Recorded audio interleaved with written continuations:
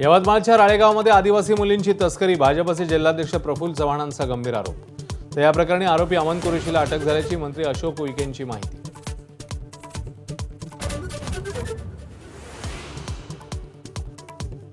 अजित पवारांच्या अपघाताचा 0 FIR सीआयडीकडे वर्ग। 0 FIR नुसार अपघाताची स्वतंत्रपणे चौकशी नाही।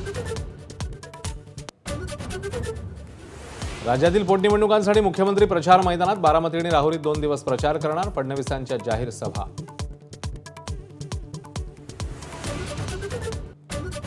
अशोक खरातला 5 दिवसांची पोलीस कोठडी। 5व्या गुन्ह्यामध्ये 23 एप्रिलपर्यंत पोलीस कोठडीत रवानगी।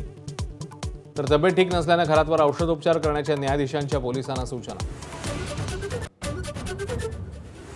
आरोपी अयान अहमदची परतवाड्याच्या कॅफे पिझ्झामध्ये हबमध्ये नेऊन चौकशी। कॅफे पिझ्झा हबमध्ये अनेक मुलींना भेटल्याची माहिती। तर पोलिसांकडून 10 जणांची चौकशी।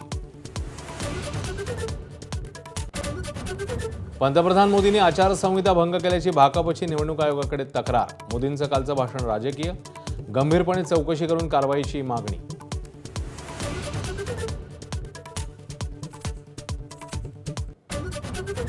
मोदींनी देशाची माफी मागावी, संजय राऊत यांची मागणी। मोदींना खोटं बोलण्याचा राष्ट्रीय आजार जडल्याची टीका। तर मोदी आजार नसून राष्ट्राचे आधारस्तंभ, वन यांचा पलटवार। अक्षय्य तृतीयेनिमित्ताने पुण्यातील दगडूशेठ गणपतीला आंब्यांची आरास। पंढरपुरातल्या विठ्ठलाला आमरसाचा नैवेद्य। तर सिद्धिविनायक मंदिर आणि शिर्डीत भाविकांची गर्दी।